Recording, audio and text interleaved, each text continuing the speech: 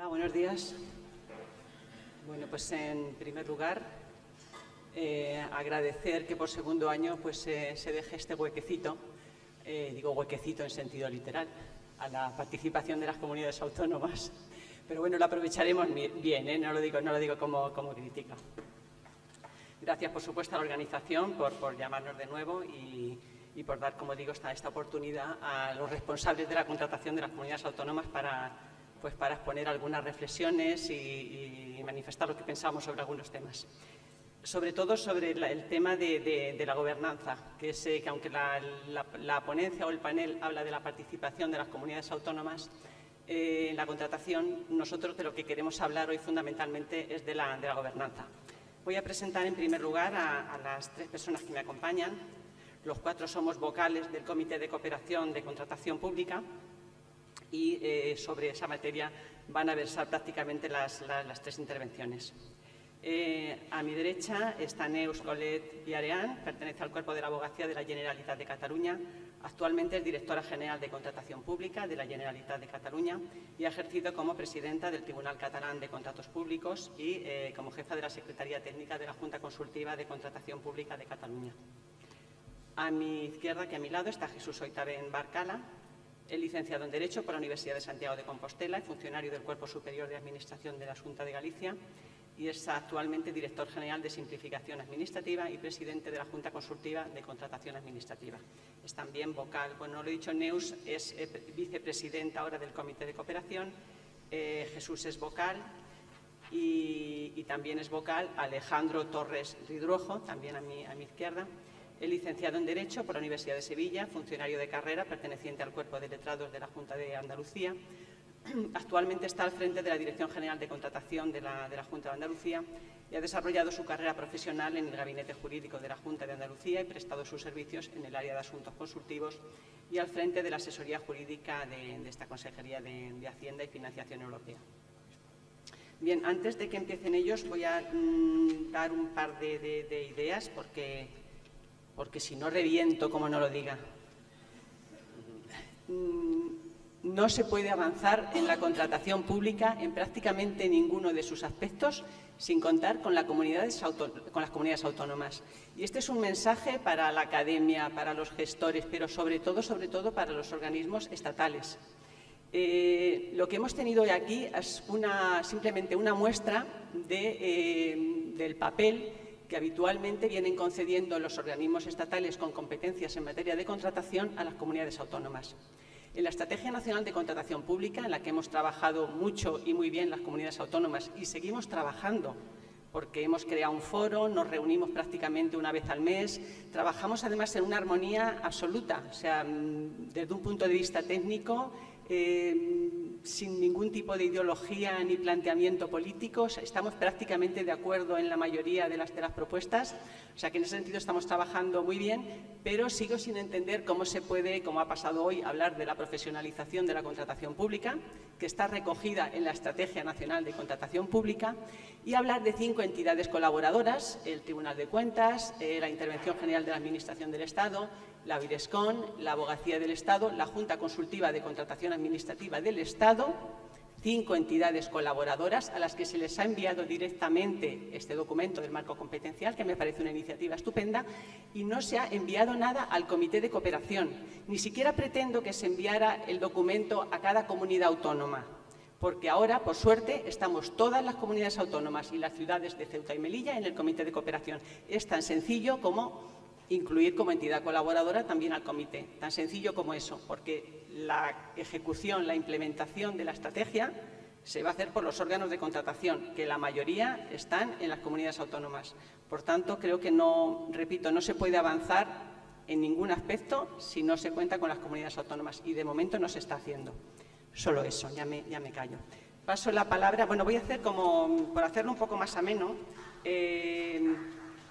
muy bien, sí, señor. Muchísimas gracias, de verdad. ¿Cómo se nota que juegas en casa, Gracias. Voy a lanzar una primera pregunta a cada uno de mis compañeros, 5 minutos de respuesta y luego les lanzo otra pregunta.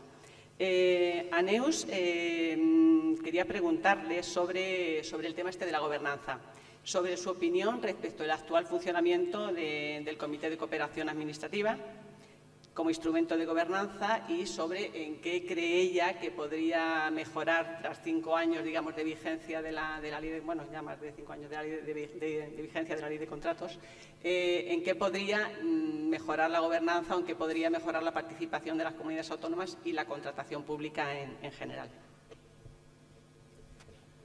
Buenos días. Muchas gracias una vez más a los organizadores por la oportunidad de participar, como comentaba Macarena. Y voy a intentar de una manera breve solo contextualizar un poco de dónde viene todo. Y todo viene de los planteamientos de la Ley de Contratos respecto del Comité de Cooperación. Recordemos todos que el Comité de Cooperación es uno de los 3 elementos básicos del sistema de gobernanza que establece la Ley de Contratos de 2017, junto con la Junta Consultiva de Contratación del Estado y junto a la OIRESCON. Y ya en la exposición de motivos de la ley se alude al Comité de Cooperación, en el que vamos a poner el foco por razones obvias. Se alude a él con una misión de articulación de un espacio de cooperación y coordinación en áreas de acción común con las comunidades autónomas, por un lado, y con una finalidad, de acuerdo con el 329, de asumir compromisos específicos en áreas de acción común de las distintas administraciones públicas, de acuerdo con la herramienta de coordinación regulada en el 140 de la Ley 40/2015.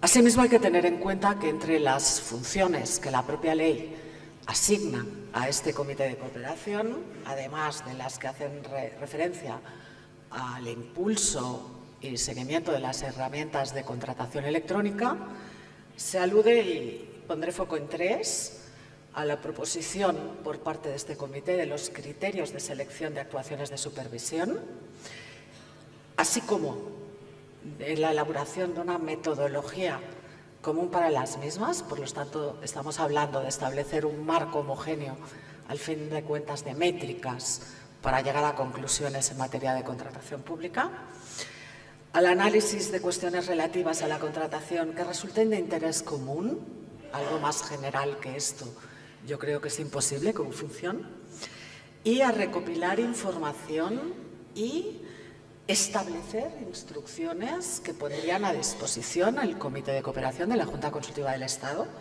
si me lo permitís, en materias tan importantes por la remisión de artículos como la información sobre la participación de las PYME, la estadística general sobre contratos públicos NOSARA,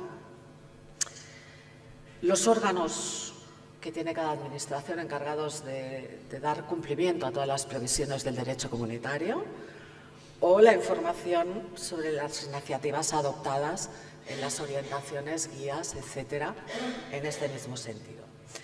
El planteamiento genérico de estas funciones, de estos ámbitos de actuación del comité, requeriría, de acuerdo con esa misión que establece la propia exposición de motivos de la ley, de un planteamiento de una filosofía de cooperación interadministrativa que permitiese articular el Comité de Cooperación como un verdadero foro de propuestas, de iniciativas y de participación, en definitiva, de las administraciones, que, como se ha puesto en evidencia en reiteradas ocasiones y en los informes de todas las autoridades de supervisión, empezando por la propia OIRESCON, son los que tienen el mayor peso, tanto en términos cualitativos como en términos económicos, de la contratación pública.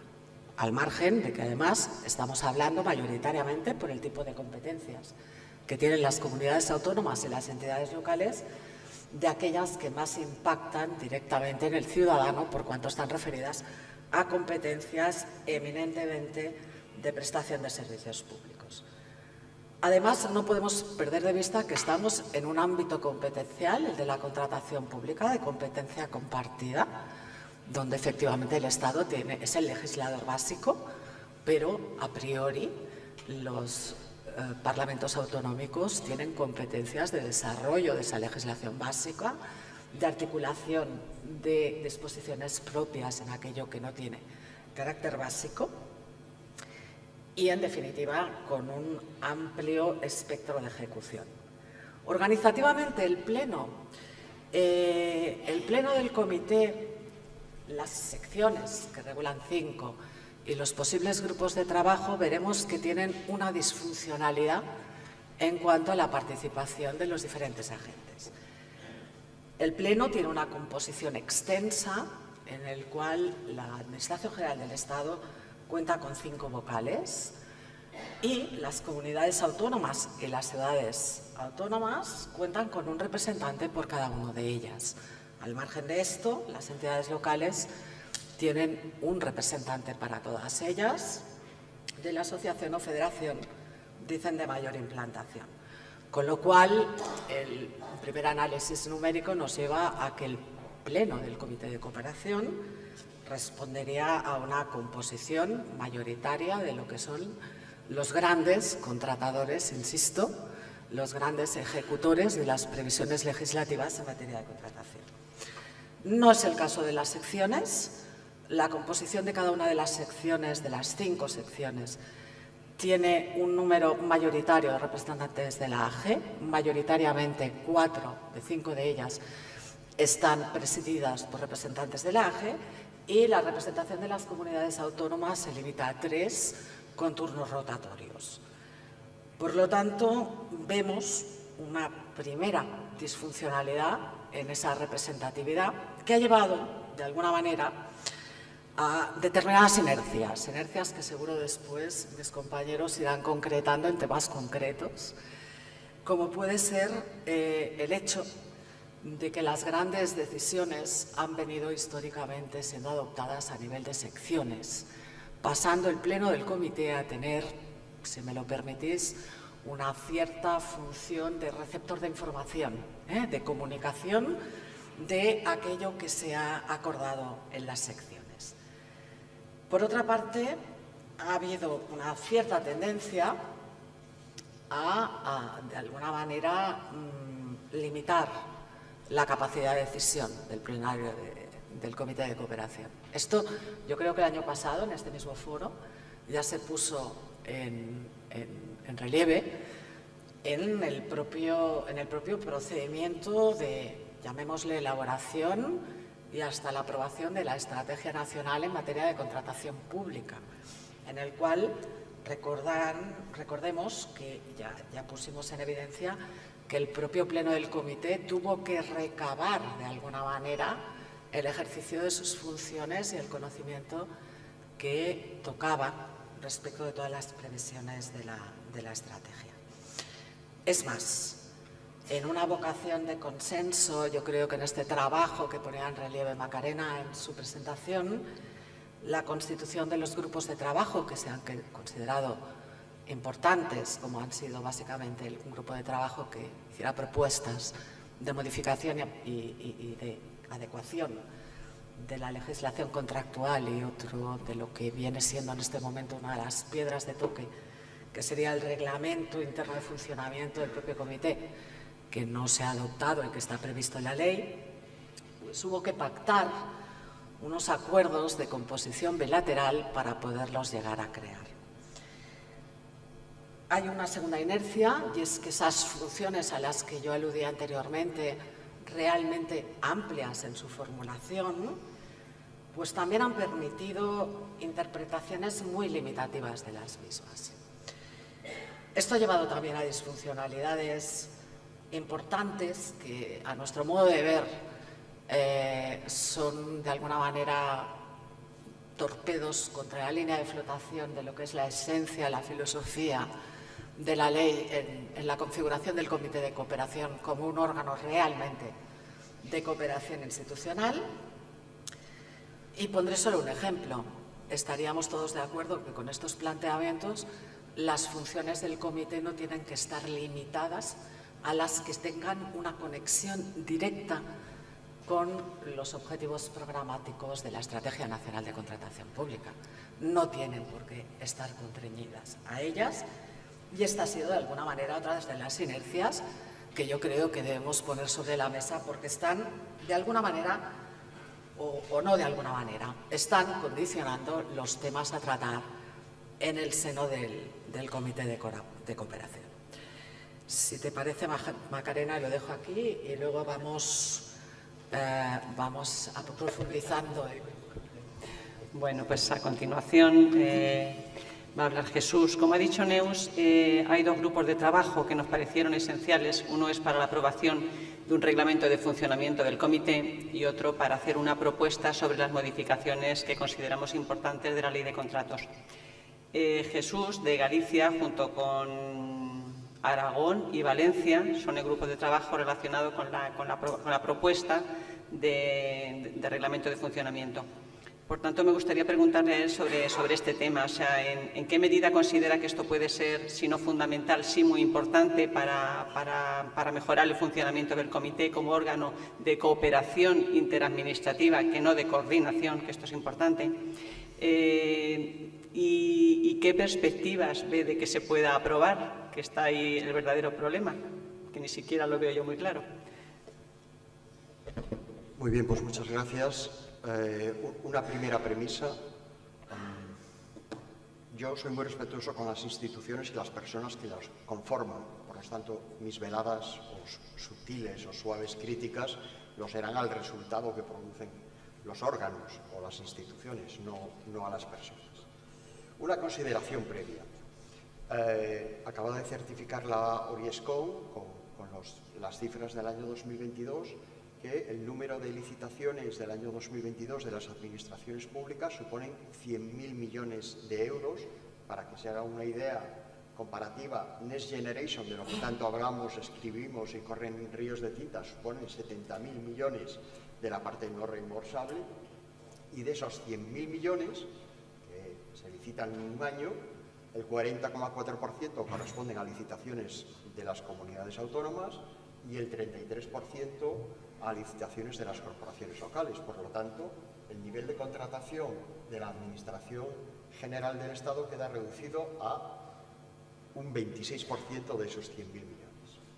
¿Y qué contratan las administraciones públicas? Lo acaba de decir Neus, aquellos servicios que son más críticos. Por ejemplo, en la estructura de gasto de la contratación pública, el 33% de todo el gasto que se realiza a través de contratación pública es el gasto sanitario. Como saben, pues no está precisamente en manos de la Administración General del Estado. La Administración General del Estado puede contratar autopistas, pero no contrata servicios críticos que impactan directamente en el ciudadano. Si las comunidades autónomas no contratamos gases medicinales, el hospital no abre. Si las comunidades autónomas no contratamos comedores escolares, los niños no van al cole. Y por lo tanto, este impacto debería tener como correlación que las comunidades autónomas fuesen escuchadas no solo cuando se redacta una ley, sino que cuando se modifica, pues también se produzca. En el Estado español, 5 años después de la aprobación de la Ley de Contratos, como saben, es habitual encontrarse en modificaciones de la Ley de Contratos a través de las leyes de acompañamiento o de las leyes presupuestarias, también a través de leyes sectoriales y también a través de una multitud de reales decretos o de órdenes ministeriales, especialmente de Hacienda, en las que las comunidades autónomas no son ni siquiera oídas. Esto da cumplimiento, por cierto, a la recomendación del Consejo de la OCDE del año 2015, que en su recomendación sexta manifiesta que se recomienda a los adherentes que fomenten una participación transparente y efectiva de las partes interesadas a la hora de elaborar y seguir un procedimiento normalizado de introducción de los cambios en el sistema de contratación.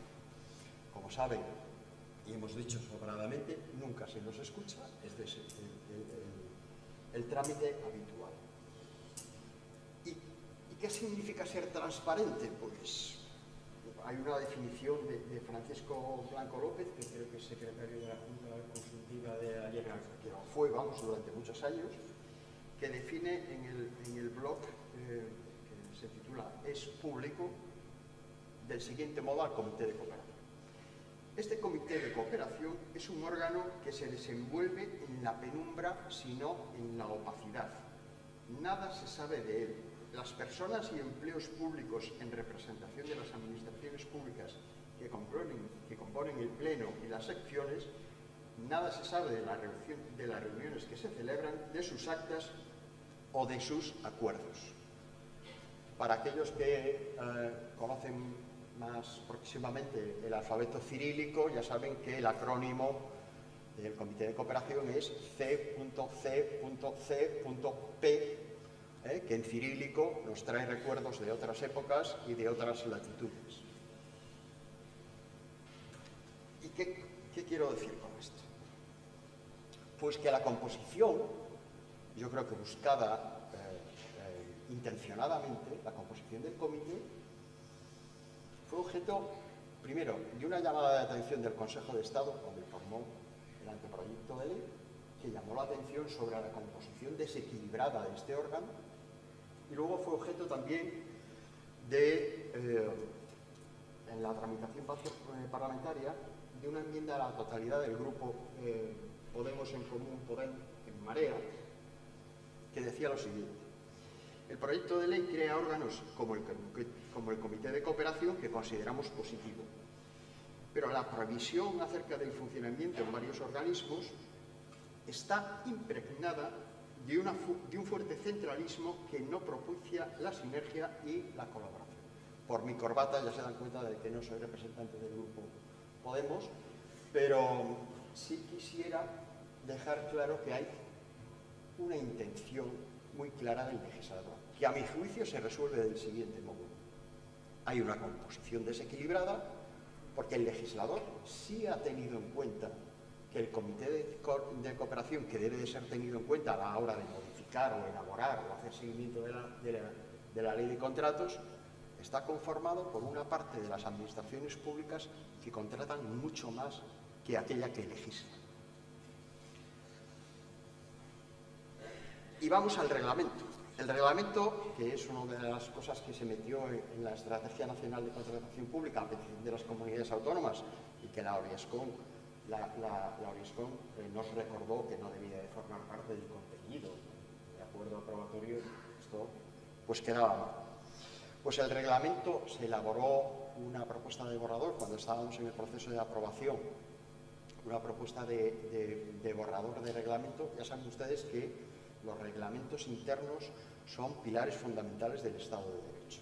Sin los reglamentos internos nada funciona. Y por lo tanto son una de las construcciones jurídicas más difíciles de tener. Nosotros elaboramos, yo creo que el 9 de mayo presentamos a la Administración General del Estado una propuesta de reglamento que estuvo en maceración hasta diciembre del año 2022. Y en diciembre del año 2022 se constituye por fin el grupo de trabajo de aprobación del reglamento, que pues, básicamente lo que trata es de establecer cuáles van a ser las funciones o aquilatar un poco las funciones que establece la ley de un modo muy genérico y muy programado. Voy a poner un ejemplo de ello. Pues en el borrador de reglamento presentado a las comunidades autónomas el 9 de mayo de 2023, una de las propuestas que estuvo macerando, como digo, hasta el mes de diciembre, era pues una cláusula tan subversiva como la que leo literalmente: analizar las cuestiones relativas a la contratación pública que resulten de interés común y, en particular, las propuestas de modificación de la normativa de contratación del sector público con anterioridad a su tramitación y proponer, en su caso, observaciones, modificaciones, textos alternativos o aclaratorios. Esto no es más que el desarrollo de un artículo de la ley que dice que es analizar las cuestiones relativas a la contratación pública que resulten de interés común. Por supuesto, todo esto a la Administración General del Estado le pareció que alteraba el orden de competencias constitucional y que era la introducción de un trámite preceptivo y un informe de las comunidades autónomas que hicieron que se opusiese. Yo creo que con generosidad las comunidades autónomas hemos aceptado propuestas transnacionales y esta propuesta inicial ha quedado en analizar las cuestiones relativas a la contratación pública y a las propuestas de modificación de la normativa de contratación del sector público que la Presidencia, Administración General del Estado, someta a su consideración. Esto quiere decir que para dar cumplimiento al pacto de gobierno del actual gobierno del Estado entre el Partido Socialista y Sumar, cuyo punto en la página 40 aproximadamente del documento, una de las demandas del Grupo Sumar es proponer una simplificación de la legislación del Estado, que seguramente, como decía ayer Julio González, será ejecutada por un todopoderoso ministro. Una vez que ese acuerdo esté cerrado, la Presidencia, si lo estima oportuno, del Comité de Cooperación someterá a la consideración de las comunidades autónomas esa propuesta de simplificación que se ha gestado entre dos grupos parlamentarios legítimamente conformados, por supuesto, y con legitimidad absoluta para pactar el destino europeo. ¿Y dónde estamos ahora después de 3 reuniones? Pues decidiendo algo tan sustancial como la forma en la que se adoptan los acuerdos. De modo tal que en una composición desequilibrada, a mi juicio, buscada a propósito por el legislador, la propuesta de la Administración General del Estado es que adoptemos todos los acuerdos por unanimidad. Como bien saben, la unanimidad es el mecanismo fundamental para que los órganos tengan una producción en acuerdos importante y para que no exista ningún tipo de bloqueos. Y lo mejor de todo es que, dado que la unanimidad es complicada, se nos presenta como alternativa una mayoría reforzada, que viene a ser algo como lo que les cuento. Las comunidades autónomas se ponen de acuerdo entre ellas, mayorías simples entre las comunidades autónomas, es decir, que hasta ahora la experiencia es que todo lo llevamos por unanimidad y con consenso absoluto.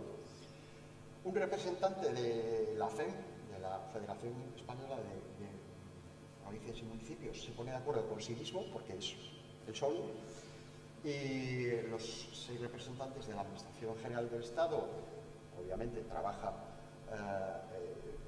en función del principio de jerarquía, y como es habitual que tenga un disenso común, pues también tendrán que ponerse de acuerdo. Y luego, pues de esas 3 administraciones, pues será por mayoría. Si está de acuerdo el Estado y las comunidades autónomas, pues bien, pero si está de acuerdo el Estado con Federación Española de Provincias y Municipios, pues en este caso las propuestas de las comunidades autónomas decaerán. Llevamos así 3 reuniones, tenemos otra más dentro de una semana y en esas estamos. Y la posición de las comunidades autónomas es, pues para esto a lo mejor no hace falta un reglamento. Para esto lo que hay que hacer es aplicar la Ley 40 y punto pelota. Nada más y muchas gracias.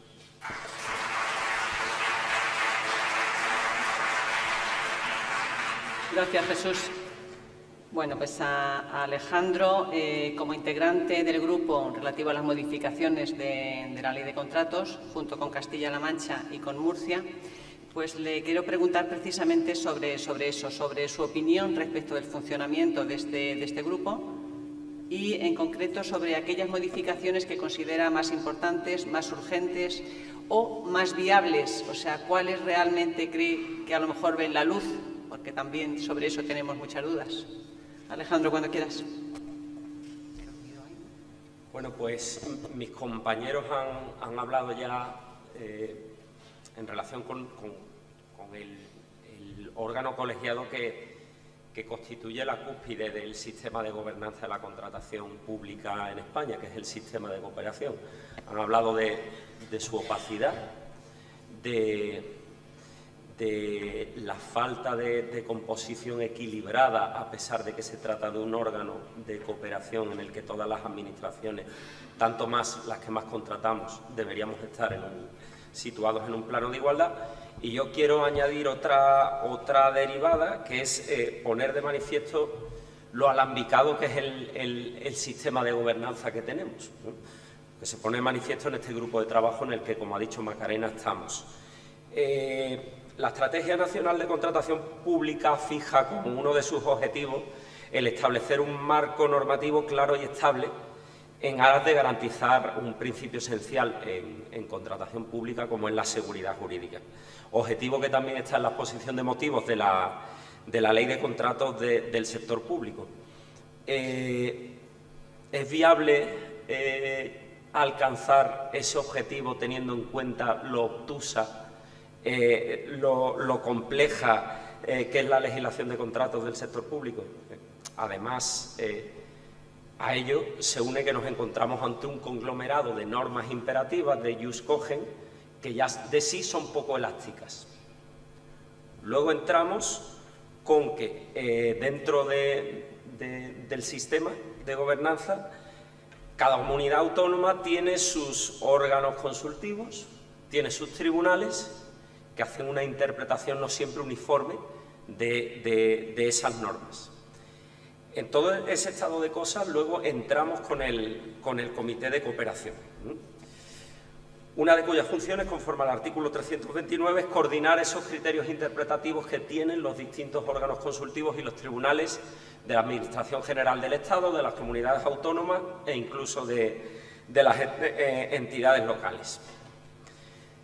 Se atribuye al Comité de Cooperación, a través de una de sus secciones, que es la de regulación, las funciones de identificar áreas que exigen cambios regulatorios o desarrollos reglamentarios. En definitiva, prospectar qué aspectos respecto de qué aspectos es necesario acometer cambios normativos. Pues bien, en la Estrategia Nacional de Contratación Pública, además se exhorta, por si todo ese conglomerado de intervenciones en la interpretación de las normas o la adaptación de las mismas no fuera poco, a crear grupos de trabajo para llevar a cabo el análisis acerca de si procede realizar cambios regulatorios en 4 concretas áreas que define como críticas. Simplificación administrativa, teniendo especialmente en cuenta las entidades locales de pequeñas dimensiones, de menos de 5.000 habitantes. Por otro lado, analizar qué ocurre con las pymes, es decir, qué podemos hacer para facilitar la participación en las licitaciones de las pequeñas y medianas empresas, la revisión de precios y la revisión, esto es curioso, porque luego, si da tiempo, abundamos. Yo creo que la estrategia aquí acierta porque nos da puntada sin hilo. Distingue la revisión de precios, la revisión periódica y predeterminada, de la revisión de precios que se hace necesaria como consecuencia de circunstancias que exceden de un riesgo previsible o de la aplicación de la cláusula rebus sic stantibus. Y por último, el último de los 4 aspectos a abordar con carácter preferente es la resolución contractual para garantizar la prestación de servicios sin solución de continuidad cuando un licitador, pues, por las razones que sea, no puede seguir prestando el servicio. Está muy vinculado con el servicio o la obra o el suministro de que se trate. Bien. En la primera y única sesión que hemos tenido de ese grupo de trabajo, ya la presidenta, quizá no con falta de razón, planteó la posibilidad de prescindir de este grupo de trabajo toda vez que sus funciones se solapaban con la sección de regulación, en cierto modo, ¿no? Pero creo que fue precisamente Macarena la que con acierto lo que propuso es al contrario, que el grupo de trabajo, que tiene un cometido muy específico, lo abordase extendiéndolo al resto de mejoras regulatorias que las comunidades autónomas o la Administración del Estado consideráramos oportuno llevar a cabo, para escalarlo directamente al Pleno, ¿no? Y evitar este exceso de burocratización que, además, como ha puesto en manifiesto Jesús, no da frutos, porque parece que estamos enredados en el día de la marmota. Pues en esas estamos. Hemos tenido una única sesión, nos hemos emplazado para dentro de una semana. Nosotros, como también habéis puesto de manifiesto, vamos con los deberes hechos. Hemos formado una plantilla, un documento evolutivo en el que vamos plasmando las propuestas que vamos a llevar. Ya llevamos cerca de 70 propuestas, con lo cual yo creo que debemos estar contentos con el trabajo que se está haciendo. Y veréis, has terminado tú, Jesús, diciendo que quizás buscar consensos es prácticamente imposible. Yo creo que que este consenso que hemos formado, con independencia de los signos que tengan nuestros gobiernos, las comunidades autónomas, es lo que nos da la fuerza, fundamentalmente. Eso, y tener en cuenta que en estos años, desde el 20 hasta aquí, que casi hemos debido legislar, casi haciendo regulación de guerra, hemos adoptado las comunidades autónomas, utilizando las herramientas que tenemos, el decreto ley, desarrollo, fórmulas que con el paso del tiempo se han demostrado bastante eficaces, y yo creo que en eso está la clave del éxito, en saber que sabemos de contratación y podemos aportar mucho, y yo me conformo con que confeccionemos un documento que sirva al legislador básico para hacer a cabo una modificación de la legislación de contratos que yo pienso que, al menos en determinados aspectos, se hace absolutamente indeferible. Con esto ya. Bien, me ha hecho gracia que ha dicho Alejandro que la estrategia no da puntada sin hilo en, digamos, en la definición de aquellas materias en las que hay que introducir modificaciones. Tanto el apartado general como los 4 apartados específicos, y había alguno más, lo propusimos las comunidades autónomas, que efectivamente, como sabemos de contratación y sabemos dónde están los problemas reales, por eso está tan acertada esa relación. Bueno, la siguiente pregunta que quiero plantear a los 3 es la misma, y es, llevamos, la estrategia se aprobó el 28 de diciembre de 2022, o sea que a finales de este año estaremos como en la mitad. Habría que hacer ya ese informe de evaluación intermedia, que, por cierto, recuerdo a la OIRESCON y a las entidades colaboradoras que lo tiene que hacer el Comité de Cooperación. Y ahí se habla de comunicarlo digamos, a la Comisión Europea y a la OIRESCON, pero no se habla de que tenga que aprobarlo la OIRESCON. Por tanto, ese informe que haga el Comité de Cooperación, probablemente votando conforme a la Ley 40, y no digo más, solamente hay que comunicarlo, o sea que irá tal cual. Aviso a navegantes. Bueno, lo que quiero preguntar a mis 3 compañeros es ¿en qué medida creen que está evolucionando la estrategia? ¿Qué objetivos creen que se están cumpliendo? Si se está cumpliendo alguno. En definitiva, un poco por su opinión sobre la evolución, sobre cómo va la cosa. Gracias, Macarena. Muy rápido. Decía Macarena que la estrategia nacional se aprobó muy a finales de 2022, rozando el larguero. Estamos a principios de 2024. Las secciones y los grupos de trabajo escasamente han iniciado sus trabajos a finales de 2023. Se han iniciado algunas actuaciones por parte de las secciones. Hay un gap de conocimiento de los indicadores, de los pormenores de indicadores de seguimiento. De alguna manera, todo esto está muy relacionado con lo que decíamos de la gobernanza, básicamente porque, por ejemplo, en temas de modificaciones normativas, que ahora hablaba Alejandro, la gran piedra de toque es si el Comité de Cooperación tiene o no funciones consultivas.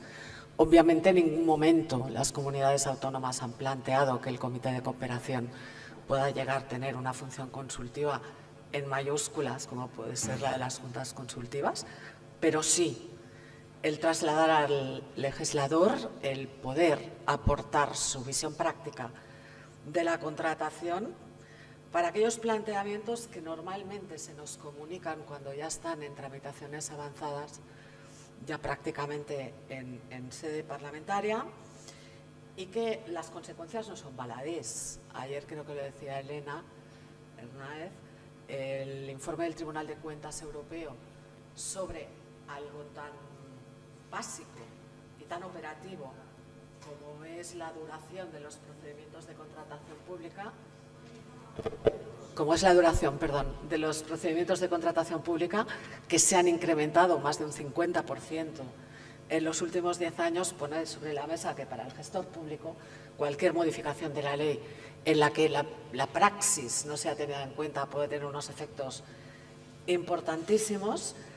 Y en definitiva pone encima de la mesa un poco la cuestión final de si el Comité de Cooperación ha sido y es un poco en su aplicación un mero formalismo, un atrezzo, si me permitís la expresión. Yo creo que la sensación que tenemos todos, ahora hablando más en cuestiones prácticas de las cuales podemos poner muchos ejemplos, es que estamos jugando a frontón, ¿eh? Estamos tirando bolas y proposiciones y nos reunimos y acordamos y consensuamos y nos encontramos con una pared que de alguna manera nos rebota todo esto. Huyendo de un papel un poco de queja continua o de ver pesimismo en todo esto, nuestra resiliencia nos lleva a no desfallecer y a intentar al menos, sea con o sin reglamento, probablemente deberá serlo sin, ejercer nuestro papel en ese comité de cooperación y en la ejecución de la estrategia nacional intentar que cosas tan elementales como que un indicador en el ámbito de la supervisión sea que todos los informes de supervisión lleven un apartado que expliquen la metodología y ahí acabe el objetivo, pues poniéndolo en relación también con las propias funciones y objetivos del comité, intentar que haya acuerdos básicos de métricas y homologación de cómo contamos todas las cosas, por aquello de que sean homogéneas. Bien, esto no prosperó y nos quedamos con indicadores con una inercia de reducción al simplismo. Esto nos puede llevar a una cierta autocomplacencia fácil a cómo está la ejecución de la estrategia, pero creo que realmente no es el escenario, entre otros, por los motivos que acabo de exponer. Gracias. Bueno, lo que no empieza bien no suele acabar bien. Lo que no empieza bien no suele acabar bien. Yo quiero traer ahora a colación un artículo publicado en el Observatorio de Contratación que se titula La decepcionante Estrategia Nacional de Contratación Pública, que dice en sus primeras líneas lo siguiente: la estrategia se ha elaborado de forma caótica en el seno del Comité de Cooperación, ha generado unas fricciones enormes por el estilo de gestión poco colaborativo que ha demostrado la Dirección General de Patrimonio del Estado, presentando un texto inicial que prácticamente se presentó al Comité de Cooperación para su aclamación. Como yo no lo he escrito, lo puedo decir así con total libertad. ¿Se imaginan ustedes al Estado, poder legislador, legislando en materia de pediatría hospitalaria o de conformación de la cartera de servicios sin escuchar a las comunidades autónomas, que son las que realmente prestan el servicio? Pues esto es lo que está ocurriendo en materia de contratación, ni más ni menos. ¿Qué propuestas hicimos? Yo creo que ya ha pasado un año.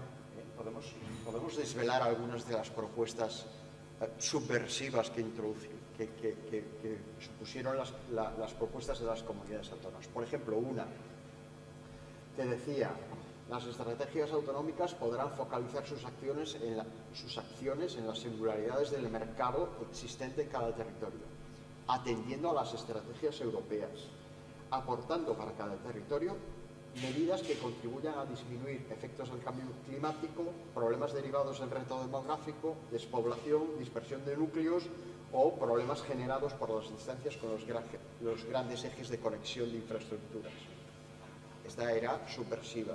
La siguiente, le va a gustar a Chema, era todavía más subversiva, porque era, leo literal: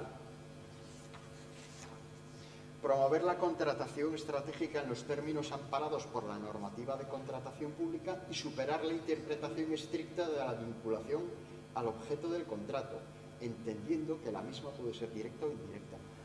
Ayer nos explicaba el profesor Jiménez Feliu que obviamente esto ya está en la ley. Bueno, vamos a dar un paso más allá, vamos a promover. No, esto huele a azufre, por supuesto. Para poder aprobar la Estrategia Nacional de Contratación tuvimos que, perdón por la expresión, recular directamente las comunidades autónomas, porque si nos focalizábamos en cosas como estas, pues no se aprobaba, porque de nuevo volvemos a la unanimidad. No sé quién lo decía ayer: a la parálisis por el análisis. Esto es donde estamos actualmente. Y esto nos aboca a un callejón sin salida. Bien es cierto que yo creo que, y ahora tomo las palabras de Neus, la resiliencia que tenemos las comunidades autónomas en este momento, la Administración General del Estado siempre nos va a encontrar ahí de modo colaborativo y desde luego no de un modo no transparente y no ostativo, ¿no? Bueno, pues vamos a estar ahí, vamos a seguir. Nos oirán, no nos escucharán. A lo mejor el todopoderoso ministro Bolaños pacta con Sumar una simplificación de la ley. Nos parece muy bien. Nos la someten, estaremos ahí aportando lo que podamos. Que no nos la someten, pues ellos se lo han perdido directamente, porque los que más sabemos de contratar somos nosotros y no ellos. Y porque los que más contratamos cuestiones críticas somos las comunidades autónomas y no la Administración General del Estado. Con esto concluyo. Queremos estar ahí, queremos ser escuchados, desde luego sin la imposición, sino desde la colaboración. Y si nos encontramos con un frontón enfrente, pues, oye, le cogeremos la pelota todas las veces que sea necesario.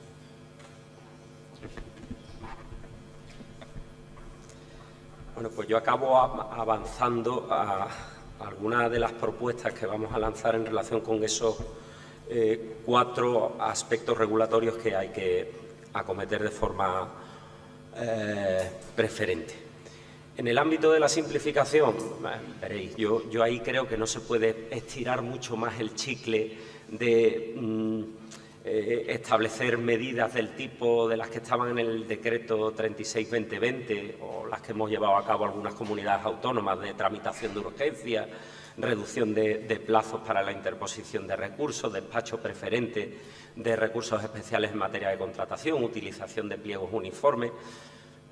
Soy poco optimista porque creo que la simplificación realmente pasa por 2 aspectos fundamentales: por cambiar el sistema organizativo de la contratación, al menos en las grandes administraciones, como lo somos las comunidades autónomas, de tal forma que transitemos al actual modelo de conocimiento vertical, es decir, estamos las direcciones generales con competencia en materia de contratación, que dictamos nuestras instrucciones, que los gestores la leen o no, pero se desvanece ese conocimiento entre lo que hacen unos gestores de contratación y los que pueden hacer otros que están en el otro extremo de la Administración. De tal manera que, si supervisamos la contratación, es cierto que nos encontramos ineficiencias en términos de contratos sustancialmente iguales que se hacen en unos sitios de una manera, aplicando unos criterios de adjudicación, y en otros sitios de forma diametralmente opuesta, ¿no? Entonces, debemos transitar, como digo, a un modelo de organización horizontal, de tal manera que los que tenemos competencia en materia de coordinación de la contratación la ejerzamos mediante una dependencia funcional de las unidades administrativas de tramitación. Y, por otro lado, la simplificación también pasa por potenciar mucho la contratación centralizada, la utilización de instrumentos de racionalización de la contratación, porque uniformizan procedimientos, en segundo lugar, porque recortan plazos, y en tercer lugar, porque generando las economías de escala, pues reducimos muchísimo los costes. Y además hay una razón adicional. Es que antes hablaba de la poca elasticidad que tiene la ley de contratos del sector público. Pues en el apartado de racionalización, en los artículos 219 y siguientes, nos encontramos con una regulación muy escasa.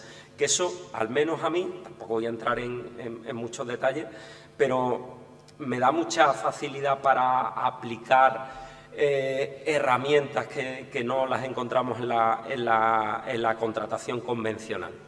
Un ejemplo, en los acuerdos marcos, nosotros en todos nuestros catálogos de bienes y servicios homologados tenemos las exclusiones temporales.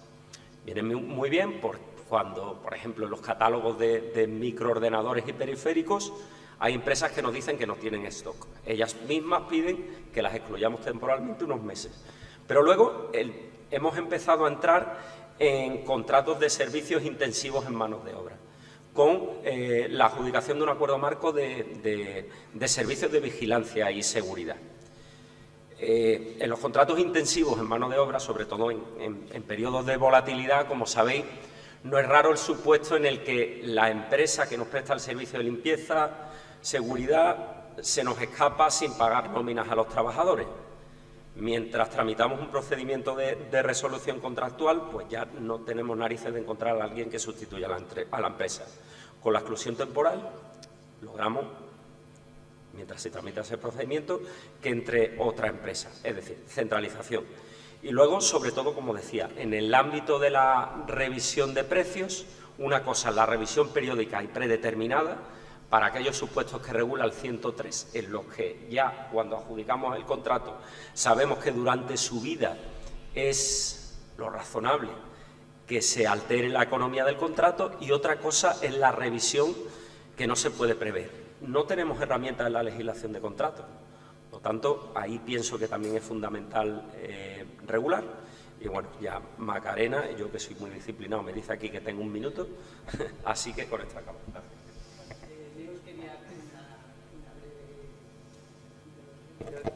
Solo para acabar un poco, pero ya se ha avanzado Alejandro, que yo recuerdo que hace un año aquí pusimos sobre la mesa en aquel momento pues lo que había sido el trending topic de la contratación pública del último tiempo, que era el incremento de costes, viniendo además de la situación de falta de reacción o de herramientas en el contexto de la COVID, las actuales circunstancias geopolíticas y climáticas.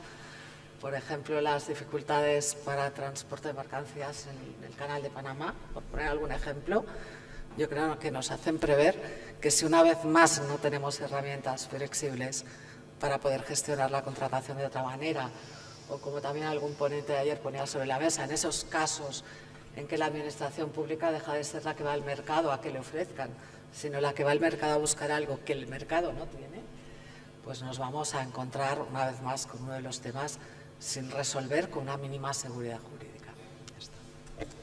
Bueno, pues muchísimas gracias, y solamente decir como final la misma frase con la que he empezado.